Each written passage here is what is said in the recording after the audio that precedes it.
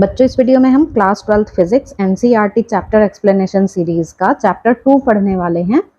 Chapter 1 की videos का playlist का लिंक बच्चों आपको डिस्क्रिप्शन में मिल जाएगा। 3 पार्ट्स में हमने चैप्टर कंप्लीट किया था विद क्वेश्चंस, साथ में हमने कुछ क्वेश्चन भी किए थे। ऐसे ही आज हम ये चैप्टर पढ़ेंगे और वीडियो के एंड में आपको इन पर बेस्ड कुछ क्वेश्चंस भी मिलेंगे। इन चैप्टर्स के एनसीईआरटी एग्जाम्पल्स की वीडियोस और एक्सरसाइज की वीडियोस ऑलरेडी चैनल पर अपलोडेड हैं। Formula sheet, previous year questions, तो आप चेक कर सकते हैं। तो चलिए चैप्टर शुरू करते हैं। फर्स्ट चैप्टर में हमने इलेक्ट्रोस्टैटिक फोर्स पढ़ा था, इलेक्ट्रिक फील्ड पढ़ा था। अब ये जो चैप्टर 2 है इसका नाम है इलेक्ट्रोस्टैटिक पोटेंशियल एंड कैपेसिटेंस। इस चैप्टर में बच्चों हम पढ़ते हैं इलेक्ट्रोस्टैटिक पोटेंशियल एनर्जी वर्क की फॉर्म में, और हम पढ़ते हैं इलेक्ट्रोस्टैटिक पोटेंशियल। तो इस यूनिट में मेन जो हम 4 टर्म्स हैं, ये force, electric field, electrostatic potential energy and electrostatic potential, इन्हें पढ़ते हैं। तो 2 तो हम पढ़ चुके। अब हम इस चैप्टर में स्टार्ट करेंगे इलेक्ट्रोस्टैटिक पोटेंशियल एनर्जी से। तो क्लास 11th में चैप्टर 6 और 8 में हमने पोटेंशियल एनर्जी के बारे में पढ़ा था। अब पोटेंशियल एनर्जी हमने 2 टाइप की पोटेंशियल एनर्जी पढ़ी थी। एक तो इलास्टिक पोटेंशियल एनर्जी और दूसरा हमने पढ़ी थी ग्रेविटेशनल पोटेंशियल एनर्जी।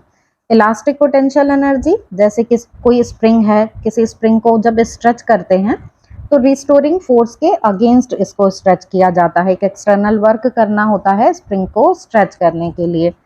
तो स्ट्रेच्ड स्प्रिंग में बच्चों पोटेंशियल एनर्जी होती है कौन सी? Elastic potential energy. Against the restoring force लगाकर इसको स्ट्रेच करते हैं। अब जब स्ट्रेच्ड स्प्रिंग को रिलीज किया जाता है तो ये ऑसिलेट करने लगती है, मींस ये पोटेंशियल एनर्जी कन्वर्ट हो जाती है काइनेटिक एनर्जी में। इसी तरह बच्चों ग्रेविटेशनल पोटेंशियल एनर्जी, ये देखते हैं हम कि अगेंस्ट द ग्रेविटी जब किसी ऑब्जेक्ट को किसी हाइट तक ले जाया जाता है तो अगेंस्ट द ग्रेविटी वर्क करना पड़ रहा है। और ये जो एक्सटर्नल वर्क है कि किसी हाइट तक किसी ऑब्जेक्ट को ले जाने के लिए वर्क करना पड़ा, यही इसमें पोटेंशियल एनर्जी की फॉर्म में स्टोर हो जाता है। और जब किसी हाइट से किसी ऑब्जेक्ट को छोड़ा जाता है तो पोटेंशियल एनर्जी काइनेटिक एनर्जी में कन्वर्ट हो जाती है। ठीक है, जब ऑब्जेक्ट गिरता है तो पोटेंशियल एनर्जी काइनेटिक में कन्वर्ट हो जाती है। जैसे जैसे पोटेंशियल एनर्जी कम होती है वैसे वैसे काइनेटिक एनर्जी बढ़ते जाती है। मीन्स काइनेटिक एनर्जी और पोटेंशियल एनर्जी का सम हमेशा ये रहता है कंजर्व्ड, मीन्स कांस्टेंट रहता है ये। तो जो इस तरह की फोर्सेस होती हैं, forces of this kind are called conservative forces. जैसे ये स्प्रिंग फोर्स, ग्रेविटेशनल फोर्स, ये सब क्या है?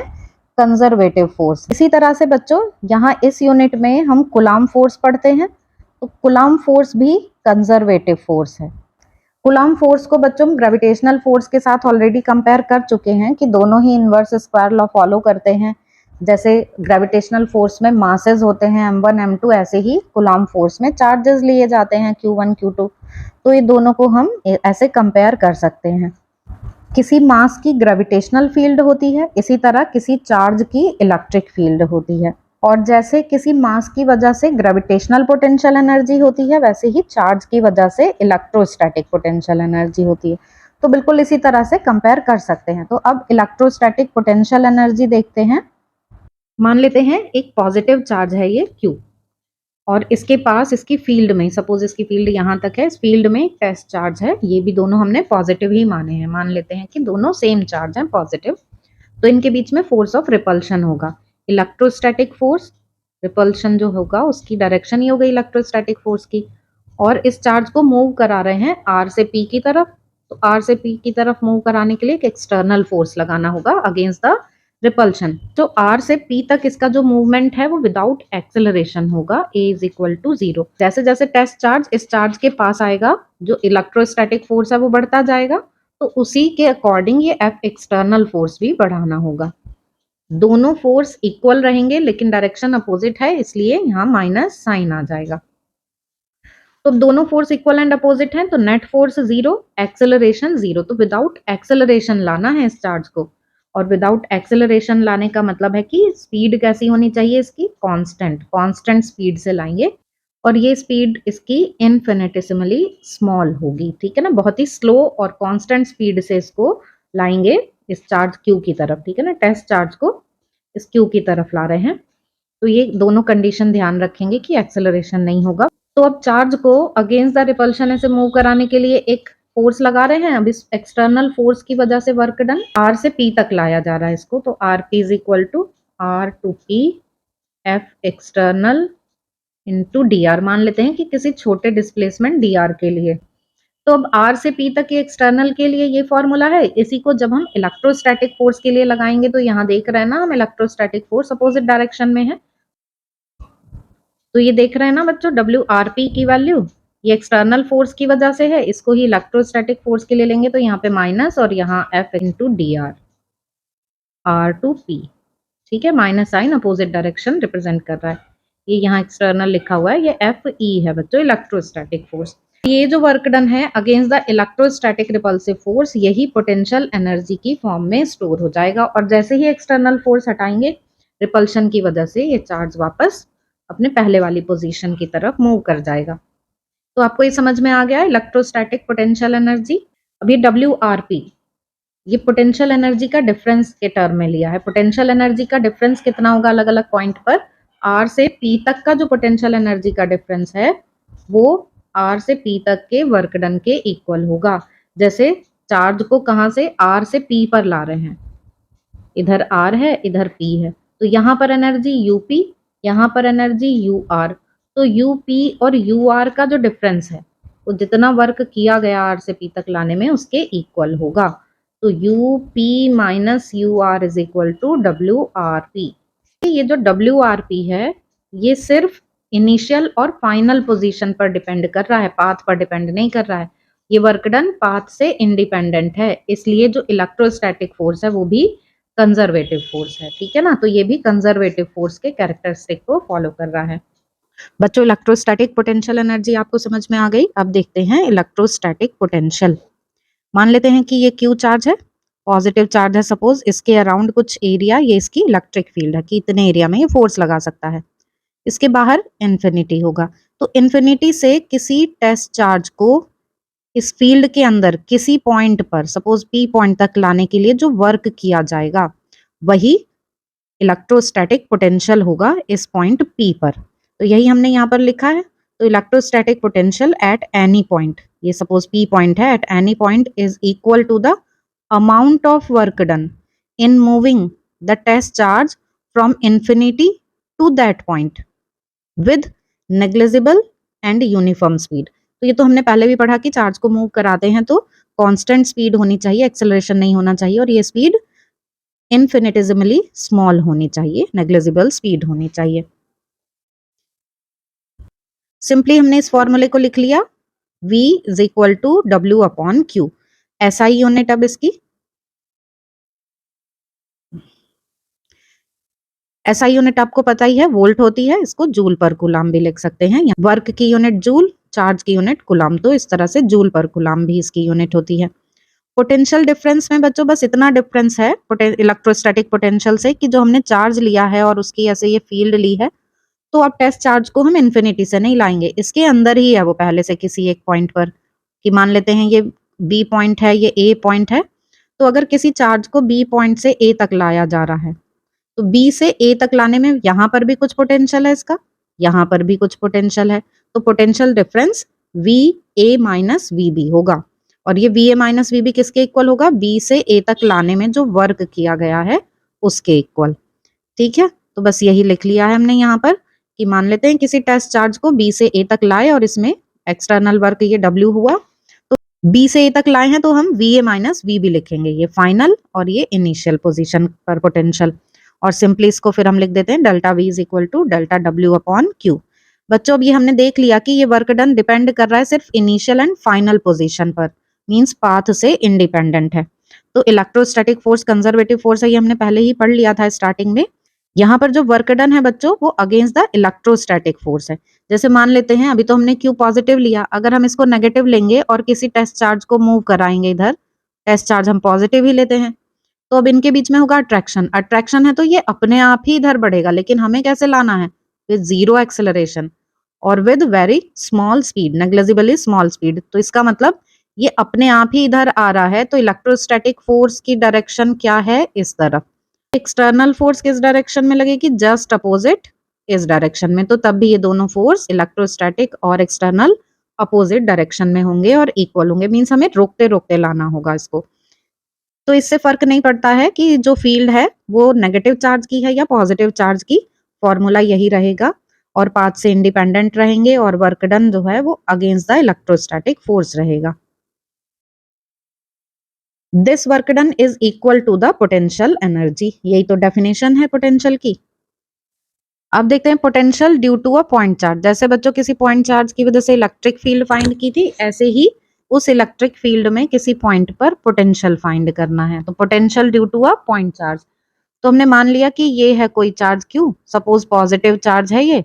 अब P पॉइंट पर देखना है कि P पॉइंट पर इस चार्ज Q की वजह से कितना पोटेंशियल है। तो इन्फिनिटी से किसी टेस्ट चार्ज को Q नॉट को मूव करा के लाएंगे P पॉइंट तक और उसमें जितना वर्क करना होगा, तो वो अभी ऊपर हमने देखा ही कि work done upon Q not ये इस पॉइंट पर पोटेंशियल होगा। तो वही हमने यहाँ पर लिख लिया है कि इन्फिनिटी से लाए हैं P पॉइंट तक, तो Vp माइनस V इन्फिनिटी लिखेंगे और ये वर्क डन इन्फिनिटी से P के लिए अपॉन Q नॉट।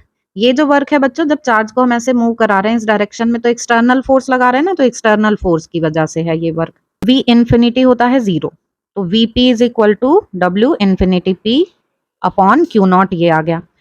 लेकिन ये जो वर्क डन है ये एक्सटर्नल फोर्स की वजह से, तो जब इलेक्ट्रोस्टैटिक फोर्स की वजह से वर्क डन लिखेंगे तो यहाँ पर एक माइनस साइन लगा देंगे, क्योंकि हम देख रहे हैं ना दोनों की डायरेक्शन अपोजिट है, F इस तरफ है और F एक्सटर्नल इस तरफ। इलेक्ट्रोस्टैटिक फोर्स रिपल्शन का है, तो ये चार्ज पे इस डायरेक्शन में लगेगा। एक्सटर्नल फोर्स रिपल्शन फोर्स के अगेंस्ट इस तरफ चार्ज को मूव कराने के लिए लग रहा है।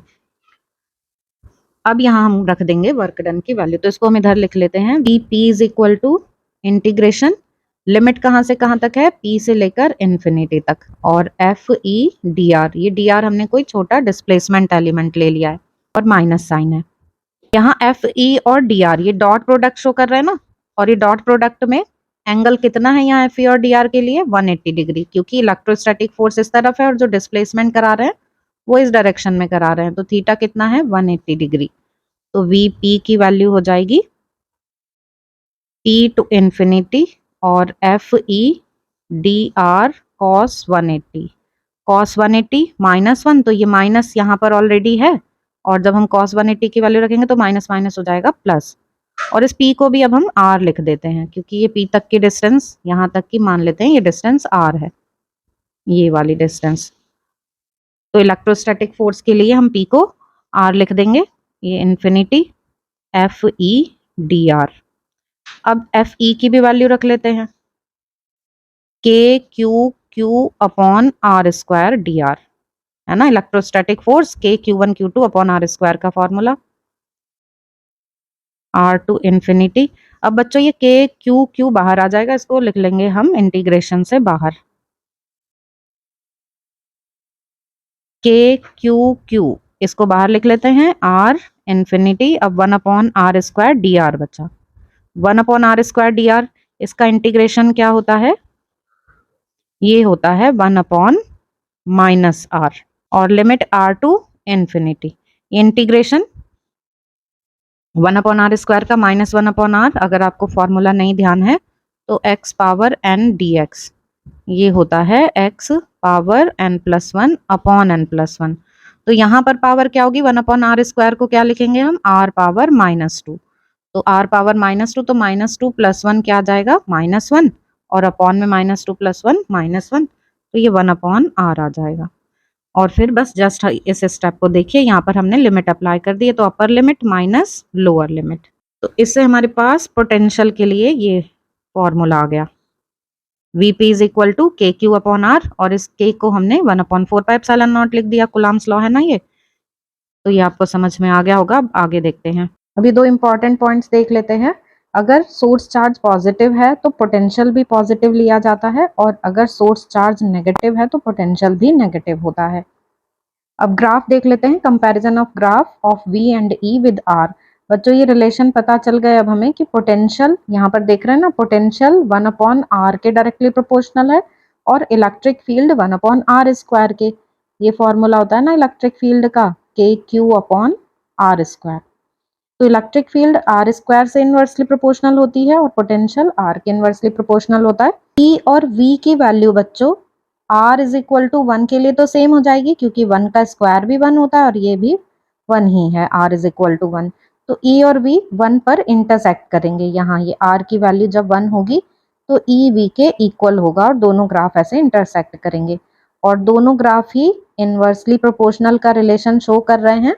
बस वी में क्या है, 1 अपॉन आर है और ई के लिए 1 अपॉन आर स्क्वायर है, इसलिए थोड़ा इनकी नेचर में डिफरेंस है। तो ये ग्राफ भी ध्यान रखेंगे। जैसे बच्चों इलेक्ट्रिक फील्ड फाइंड की थी ना ड्यू टू डायपोल, ऐसे ही अब पोटेंशियल फाइंड करेंगे ड्यू टू डायपोल।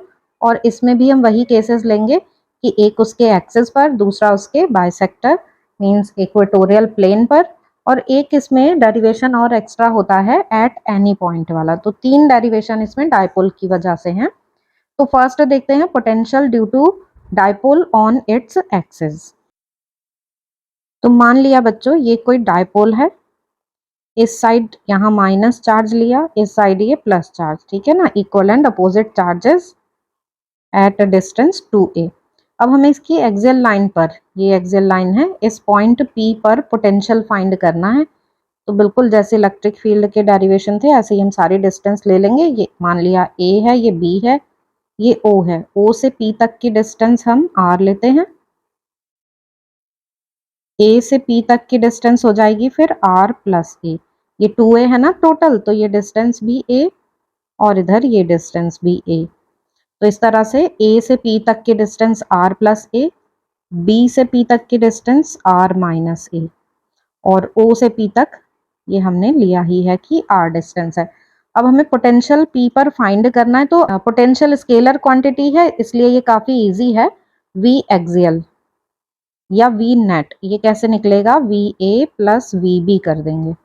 अब बच्चों पोटेंशियल का फॉर्मूला क्या होता है, के क्यू अपॉन आर, और यहाँ ये नेगेटिव चार्ज है इसलिए पोटेंशियल नेगेटिव लेंगे, तो माइनस के क्यू अपॉन आर। अब आर की वैल्यू ए से पी तक की डिस्टेंस कितनी है, आर प्लस ए, तो ये आर प्लस ए हम रख देंगे यहाँ वी ए के लिए distance R plus A, plus V B. V B ये पॉजिटिव चार्ज है तो पोटेंशियल भी पॉजिटिव रहेगा, के क्यू अपॉन डिस्टेंस बी से कितनी है, आर माइनस ए, ये डिस्टेंस आर माइनस है तो यहाँ पर आर माइनस ए ले लेंगे। अब हम पहले प्लस वाला टर्म लिख लेंगे के क्यू को कॉमन लेने के बाद, 1 अपॉन आर माइनस ए, और फिर ये वाली टर्म माइनस वाली, तो minus 1 upon are plus A. ठीक है, के क्यू तो कॉमन ही आ गया है। अब जस्ट एलसीएम लेना है हमको, तो एलसीएम आ गया R minus A, R plus A का R square minus A square, और इधर R plus A minus R plus A. ठीक है, आर प्लस ए यहाँ 1 से मल्टीप्लाई हो गया, आर माइनस ए की इस 1 से मल्टीप्लाई हो गई, और ये माइनस है इसलिए ये R minus A R plus A हो गया है, के क्यू। अब यहाँ पर देखते हैं आर से आर कैंसिल हो गया, ये हो गया 2a R square minus A square.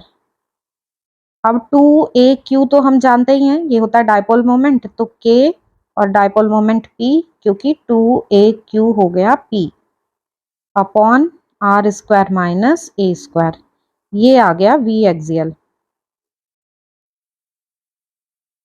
For short dipole. Short dipole के लिए क्या होता है बच्चों, हमें मानते हैं कि डिस्टेंस r के कंपैरिजन में डायपोल बहुत छोटा है, means a is much less than r, और तब हम a को नेग्लेक्ट कर देते हैं। a को नेग्लेक्ट कर देंगे तो v एक्सियल क्या हो जाएगा, k p upon R square, तब ये आ जाएगा फॉर्मूला। और यहाँ से हम देख सकते हैं कि v axial directly proportional to 1 upon R square, जबकि हमने इलेक्ट्रिक फील्ड में देखा था कि डायपोल के लिए जो एक्सियल इलेक्ट्रिक फील्ड है ये 1 अपॉन आर क्यूब के डायरेक्टली प्रोपोर्शनल होती है। तो पोटेंशियल 1 अपॉन आर स्क्वायर के डायरेक्टली प्रोपोर्शनल आ जाता है एक्सियल लाइन के लिए। इक्वेटोरियल के लिए देख लेते हैं। ये मान लिया हमने एक डायपोल ए बी, इधर माइनस क्यू चार्ज, इधर प्लस क्यू चार्ज, ये है इसका सेंटर O, और इससे जाने वाली लाइन ये इक्वेटोरियल लाइन है, इसके ही किसी पॉइंट पर हमें पोटेंशियल फाइंड करना है, तो हमें ये डिस्टेंस चाहिए होगी AP और BP, तो हमने यहाँ से मिला लिया। अब ये डिस्टेंस डाइपोल की लेंथ होती है 2a, तो ये वाली A और ये वाली भी A, और O से P तक की डिस्टेंस R होती है, इसलिए AP कितनी हो गई R square plus A square. ऐसे ही इधर भी R square plus A square. AP is equal to BP is equal to under root R square plus A square. अब पोटेंशियल फाइंड करते हैं, इक्वेटोरियल पर पोटेंशियल फिर ऐसे ही करेंगे हम, VA प्लस VB। अब A तो नेगेटिव है, तो minus KQ upon R square. Distance कितनी है, AP डिस्टेंस ली जाएगी, means R square plus A square, ये रूट में है प्लस में आ जाएगा, same KQ upon under root R square plus A square. ये दोनों ही टर्म बिल्कुल सेम है बच्चों, ये माइनस में है और ये प्लस में है, बिल्कुल सेम है, इसलिए इनका सब्ट्रैक्शन ये क्या आ जाएगा, 0। तो बच्चों ये जो लाइन है इक्वेटोरियल लाइन है, इस लाइन पर ये जो बाइसेक्टर है इसके किसी भी पॉइंट पर, कहीं पर भी कोई भी पॉइंट ले लें, सब जगह V की वैल्यू 0 ही आएगी। और इस तरह से ये जो यहाँ पर प्लेन होगा इसको हम इक्विपोटेंशियल सरफेस बोलेंगे, क्योंकि सेम पोटेंशियल है हर जगह और ये पोटेंशियल है कांस्टेंट। इक्विपोटेंशियल सरफेस हम अभी आगे पढ़ेंगे डिटेल में, लेकिन अभी ये ध्यान रख लेते हैं कि ये इक्विपोटेंशियल सरफेस बनता है डाइपोल के सेंटर से जो पास होने वाला है, और उस पर पोटेंशियल होता है 0। V इक्वेटोरियल तो 0 होता है, लेकिन E इक्वेटोरियल 0 नहीं होता। E इक्वेटोरियल कितना होता है, इक्वेटोरियल प्लेन पर इलेक्ट्रिक फील्ड होती है KP अपॉन R क्यूब, ठीक है ना, लेकिन V इक्वेटोरियल होता है 0। तो ये बहुत ध्यान रखेंगे हम, बहुत इंपॉर्टेंट है ये बच्चों, कि इक्वेटोरियल प्लेन पर इलेक्ट्रिक फील्ड 0 नहीं होती, लेकिन इलेक्ट्रिक पोटेंशियल 0 होता है। थर्ड है potential at any point. Any point, यहाँ आप इसका ये डायग्राम देख सकते हैं ना, ये पोटेंशियल एट एनी पॉइंट। देखिए जब हमने ये इस साइड लिया था तो ये एक्सियल था, इसके सेंटर वाली लाइन पे कहीं पॉइंट लिया तो ये इक्वेटोरियल पर था। अब ना तो हम एक्सियल पर ले रहे हैं ना इक्वेटोरियल पर, कहीं और ये एनी पॉइंट ले रहे हैं P। ये वाला मेथड हम फॉर शॉर्ट डाइपोल। मान लिया कि ये A है, ये B है, यहाँ माइनस Q चार्ज, यहाँ प्लस Q चार्ज, ये O है, इधर कहीं पर है पॉइंट P, तो अब A को P से मिला देंगे, B को भी P से मिला देंगे और O को भी P से मिला देंगे। O से डिस्टेंस होती है R, A से P की डिस्टेंस मान ले रहे हैं कि ये R1 है, B से P तक की डिस्टेंस मान ले रहे हैं कि R2 है, और ये मान ले रहे हैं कि ये एंगल है थीटा। B पॉइंट से हम AP पर परपेंडिकुलर ड्रॉ करेंगे, ये हमने एक परपेंडिकुलर ड्रॉ कर दिया, ये 90 डिग्री का एंगल है। तो जब हम इससे परपेंडिकुलर ड्रॉ करेंगे तो मीन्स हमने R2 के बराबर इसमें से ये डिस्टेंस ये काट ली है, ये R1 माइनस R2 हो जाएगी ये वाली डिस्टेंस। AN की वैल्यू आ गई R1 माइनस R2, ठीक है। अब हम ऐसे ही पोटेंशियल देखेंगे, V नेट लेना है हमें एट एनी पॉइंट, तो VP VA plus VB। VA की वैल्यू KQ अपॉन, अब डिस्टेंस A से P तक की डिस्टेंस, तो यहाँ पर AP डिस्टेंस आएगी, ऐसे ही VB के लिए KQ अपॉन B से P तक की डिस्टेंस BP। माइनस है तो ये माइनस आ गया, इधर प्लस है चार्ज तो प्लस आ गया। अब AP की वैल्यू, KQ कॉमन ले लेते हैं, AP की वैल्यू क्या है बच्चों, AP देखिए तो R1 है ये, प्लस यहाँ पे माइनस लगा देते हैं, और BP की वैल्यू ये है R2। अब ऐसा ही करते हैं हम कि पहले प्लस वाली टर्म लिख लेते हैं, R2 माइनस R1, तो KQ यहाँ से एलसीएम लिया हमने तो ये आ गया R1 R2, और इधर आ गया R1 minus R2। Here R1 minus R2 की वैल्यू देखते हैं कितनी होती है, और R1 R2 की वैल्यू, तो ये हम इस फिगर से ही निकालेंगे। इस फिगर में यहाँ थीटा एंगल है, शॉर्ट डाइपोल है तो मीन्स हम इसको भी थीटा ले सकते हैं। ये जो ट्रायंगल है बच्चों ये राइट एंगल ट्रायंगल है, जिसमें कि ये एंगल है थीटा। तो BN परपेंडिकुलर हो गया, ये है परपेंडिकुलर और ये हो गया इसमें बेस। डायपोल की लेंथ, ये हाइपोटेन्यूज, ये कितना है 2a, और इधर ये है बेस। तो बेस और हाइपोटेन्यूज मीन्स यहाँ पर हम cos थीटा ले लेते हैं। cos theta is equal to r1 minus r2 base upon hypotenuse 2a। तो यहाँ से हमारे पास r1 माइनस r2 आ गया 2a cos थीटा। इसको यहाँ लिख लेंगे हम, r1 minus r2 is equal to 2a cos theta in triangle. Triangle का नाम देखते हैं क्या है, ANB। ANB ट्राइंगल में ये cos theta is equal to r1 minus r2 upon 2a।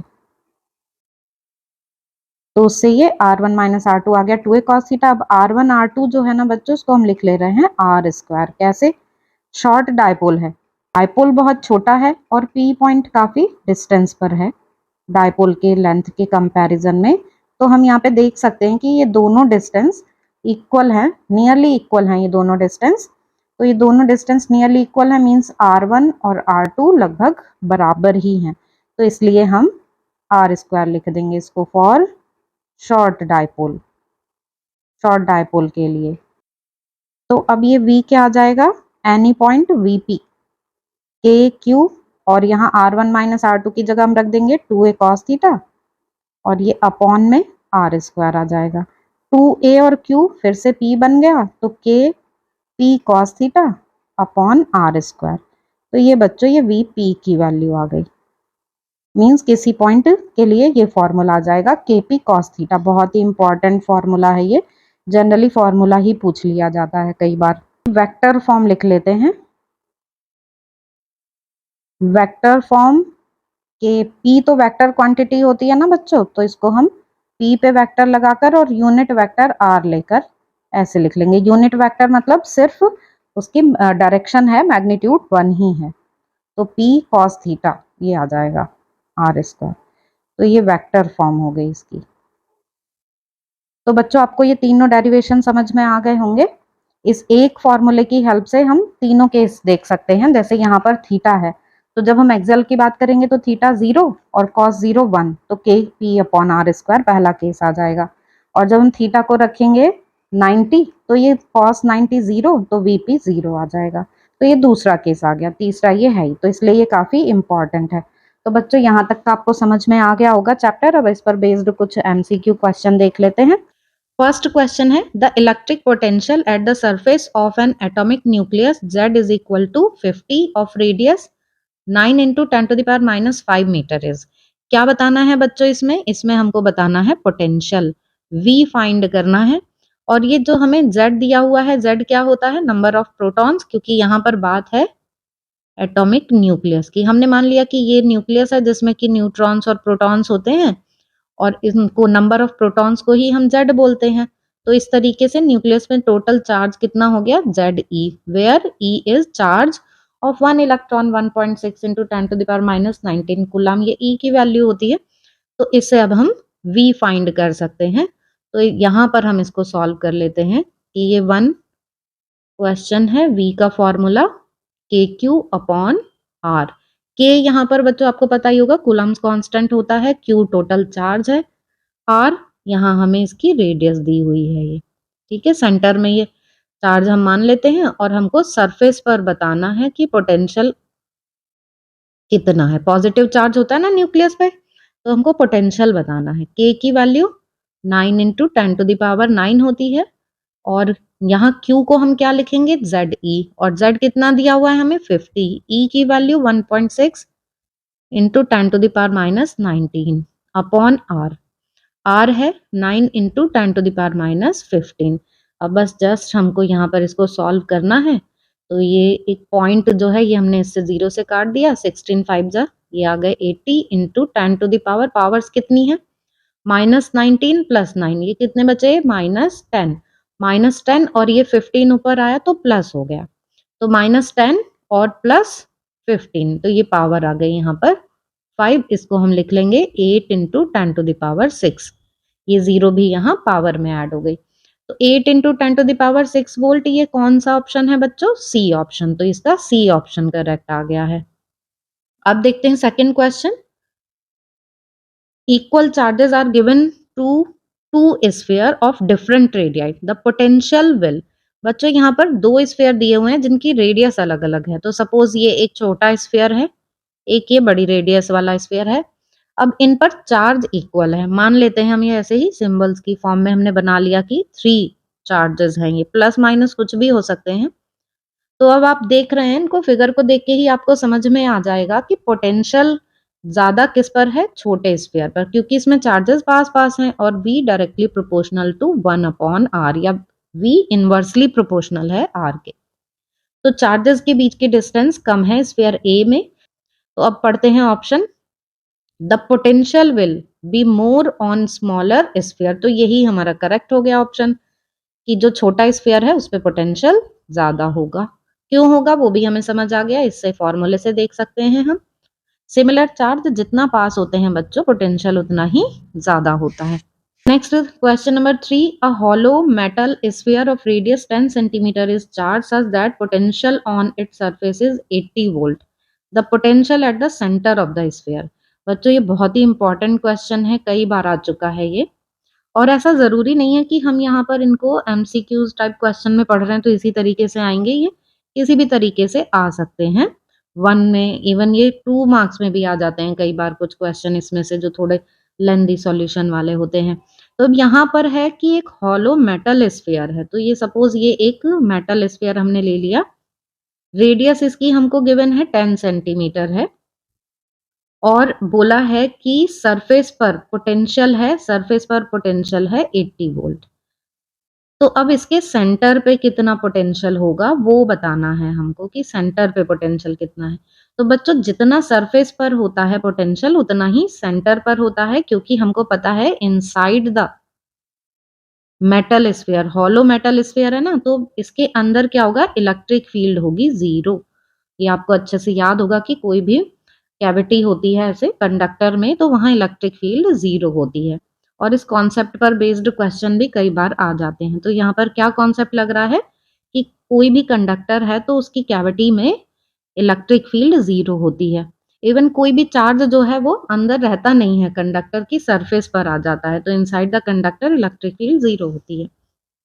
तो अब इलेक्ट्रिक फील्ड 0 है तो इसका मतलब क्या है कि एक कांस्टेंट पोटेंशियल है, वहां पर पोटेंशियल में कोई चेंज नहीं हो रहा है। तो इसलिए सेंटर पर भी कितना रहेगा? 80 वोल्ट ही रहेगा। ये गलती से 8 वोल्ट लिख दिया है, क्या है ये? 80 वोल्ट है।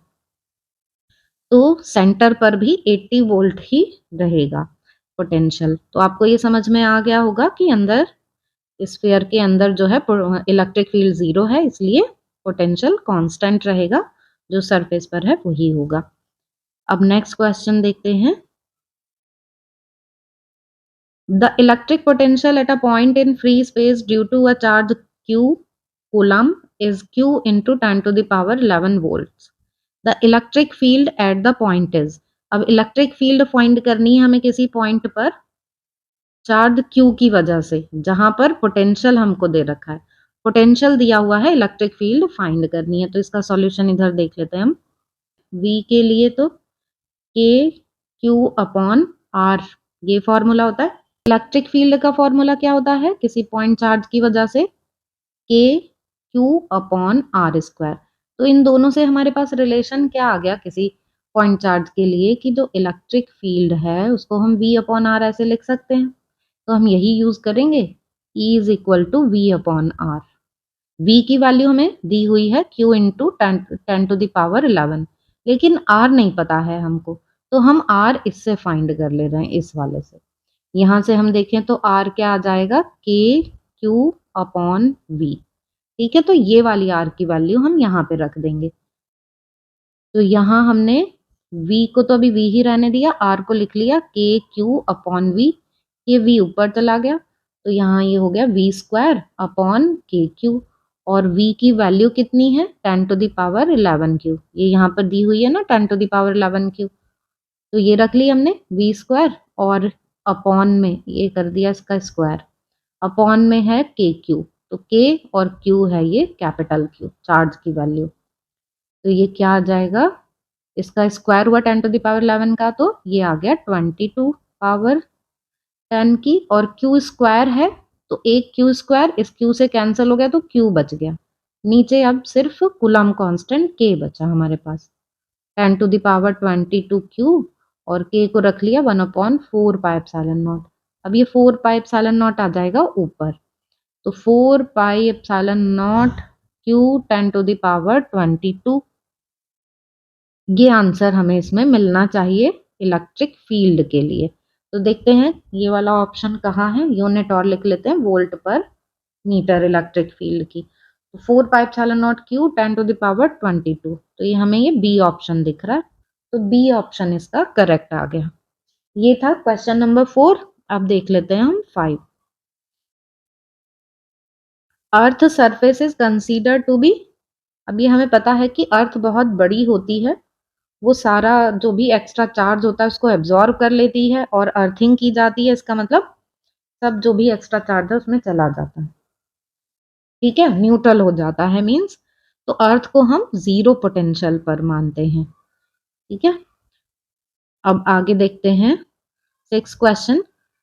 Using usual notation electric potential at a point due to an electric dipole is given by, ये क्वेश्चन भी बच्चों ये नीट में भी आ चुका है और जस्ट फॉर्मूला पूछा है इसमें हमसे।